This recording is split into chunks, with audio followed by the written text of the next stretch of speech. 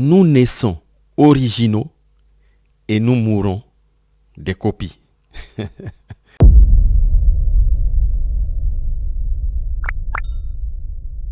Cher ami, mon âme salue ton âme. J'espère que tu vas bien, que tu as passé une belle journée, que ta vie va en s'améliorant. En tout cas, ta vie intérieure, et que cette vie intérieure, sa lumière, son énergie commence à impacter de jour en jour ta vie extérieure au quotidien. Aujourd'hui, nous allons décrypter une citation du grand médecin psychiatre suisse Carl Jung. Je te l'ai déjà dit, pour moi, c'est l'un des plus grands penseurs et métaphysiciens de notre époque. Alors, il était tellement fort que les gens quittaient du monde entier pour venir le voir parce que lui, il avait trouvé la manière d'aider les gens à vraiment traiter les problèmes qu'ils avaient au fond d'eux. Donc, aujourd'hui, nous allons décrypter cette citation qui est celle-ci, je te la donne. Nous naissons originaux et nous mourons des copies. Comme tu le vois, cette citation comporte les deux volets de notre existence terrestre. Le début, la naissance, et la fin, la mort. Le premier volet donc, c'est le fait de naître original. On est original, authentique. Et c'est comme ça. Chaque être humain qui vient sur la terre, chaque être humain qui naît, il naît authentique, avec sa personnalité, ses valeurs, sa nature unique, son expérience individuelle, qui commence déjà dans le ventre. Et il a son potentiel créatif qui lui est propre. De fait, j'ai envie de te poser une question. Est-ce que tu t'es déjà demandé qu'est-ce qui fait de toi une personne originale? Qu'est-ce qui te caractérise? Quels sont tes talents? Quelles sont les expériences qui font de toi une personne originale? Dis-le-moi dans les commentaires si tu y as déjà pensé. Le deuxième volet, c'est le fait de mourir copie. Une copie, par définition, c'est le contraire de l'original. Mais comment se fait-il qu'on est original et on va mourir copie? Ce qui se passe, c'est qu'au fil du temps, au fil de la vie, les influences externes façonnent notre comportement, mais aussi notre identité. Nous avons tendance à adopter des normes, des codes, des comportements, des attitudes qui nous font ressembler plus aux autres qu'à nous-mêmes. En d'autres termes, nous nous copions les uns les autres pour nous conformer aux normes et aux attentes sociales. Ces influences sont issues de la société dans laquelle nous évoluons, dans laquelle nous vivons, avec sa culture, avec ses attentes. Et de fait, j'ai une question pour toi. Te souviens-tu des moments où tu as ressenti ce besoin de te conformer, de sacrifier ton authenticité, ce que tu es, plutôt que d'exprimer ton originalité? Qu'est-ce qui t'empêche d'être parfois toi-même? Qu'est-ce qui t'empêche d'être parfois pleinement fidèle à toi-même? Quels sont les obstacles ou les influences qui peuvent entraver, donc bloquer ta capacité à rester fidèle à ta nature originale? Platon disait que connais-toi toi-même et tu connaîtras les mystères des dieux et de l'univers. Bien, comme nous sommes dans un monde où le monothéisme a tendance à être la règle, on peut dire connais-toi toi-même et tu connaîtras les mystères de Dieu et de l'univers. Donc la base est là. Connais-toi toi-même. Comment veux-tu connaître Dieu alors que tu ne te connais pas? Comment veux-tu connaître l'univers alors que tu ne te connais pas? L'univers est en toi. Tu es le microcosme dans le macrocosme.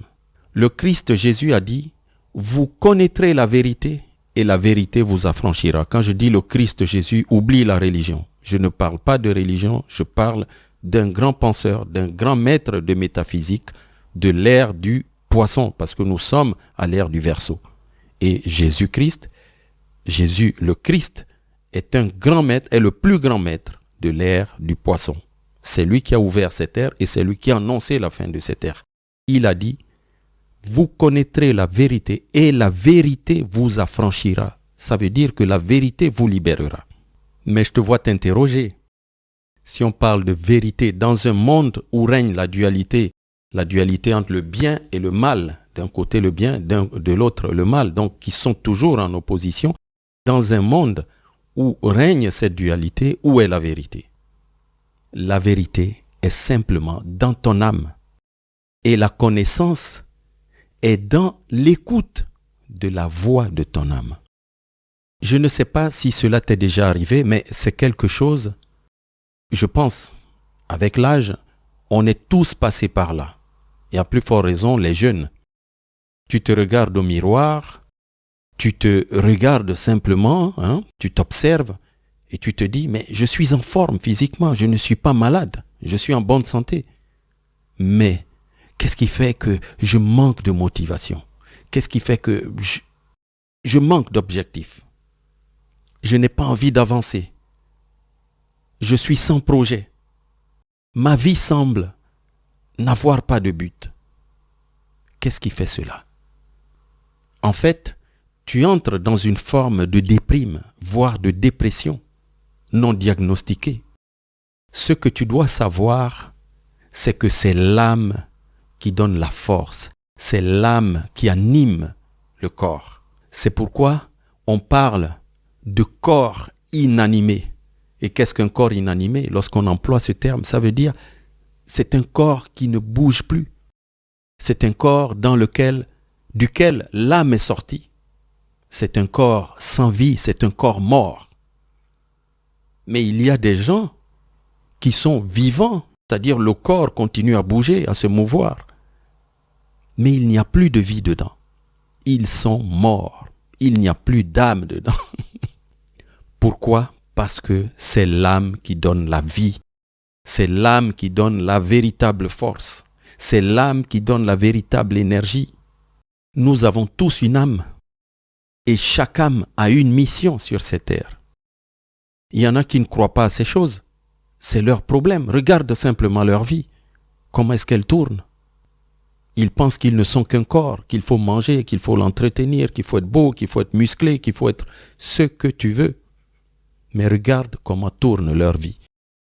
Souvent d'ailleurs, pour revenir à notre citation, ils ont oublié leur originalité, ils se sont perdus. C'est des copies. C'est des copies de tout ce qui se passe dans la société. Des copies de mode. Ils portent les mêmes marques que tout le monde. Ils veulent ressembler à tout le monde, les mêmes tatouages, les mêmes maquillages, les mêmes habits, la même voiture, les mêmes maisons. Ils sont devenus des copies. Nous avons une âme. Cette âme a une mission lorsque nous venons sur cette terre. Mais il y a ce qu'on appelle la société, donc un groupe de personnes ou des groupes de personnes qui vont nous influencer, nous reprogrammer pour nous mener vers ce qu'eux ils veulent. Ce qui se passe lorsqu'on retrouve cette mission au fond de nous, que je peux appeler la mission divine, et qu'on se reconnecte à cette mission, eh bien, ceux qui nous entouraient, ceux qui nous mettaient dans le moule, commencent à dire, tu as changé, tu es devenu différent, tu n'es plus comme avant. En fait, ils se mettent à te faire de la pression parce qu'ils ont peur que tu t'éloignes d'eux. Le fond, c'est que nous voulons tous être en groupe, pensant qu'ainsi, nous allons échapper aux maux de la terre. Le fait d'être en groupe nous donne cette sensation d'être plus fort. Et effectivement, on peut être plus fort. Le fait d'être en groupe, on peut envahir les autres, on peut se défendre contre les phénomènes physiques, les attaques des animaux, les attaques des bandits, les attaques des envahisseurs. C'est comme ça que les villes, les villages, les clans, etc. se sont formés. Mais il restera une autre dualité, celle de notre origine, de notre intérieur et celle du monde extérieur.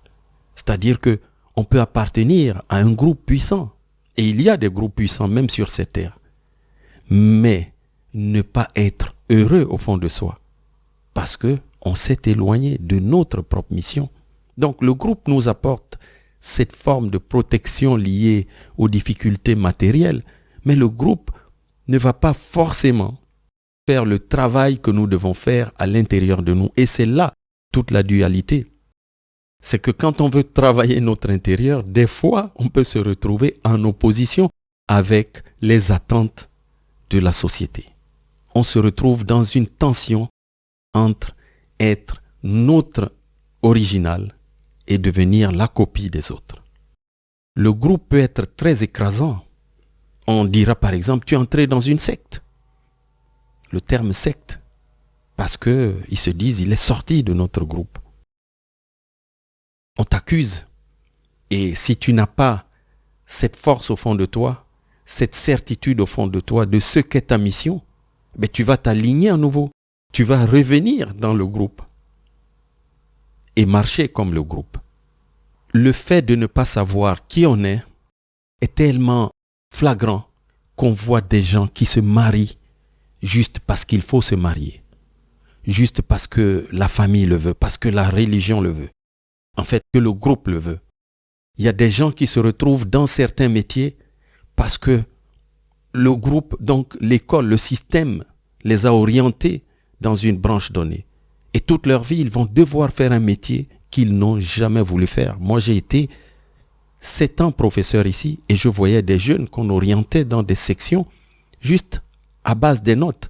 On ne se préoccupait pas de savoir est-ce qu'ils vont être heureux dans ce métier. Il n'est pas bon en maths, il n'est pas bon en français, alors on l'envoie dans une section professionnelle.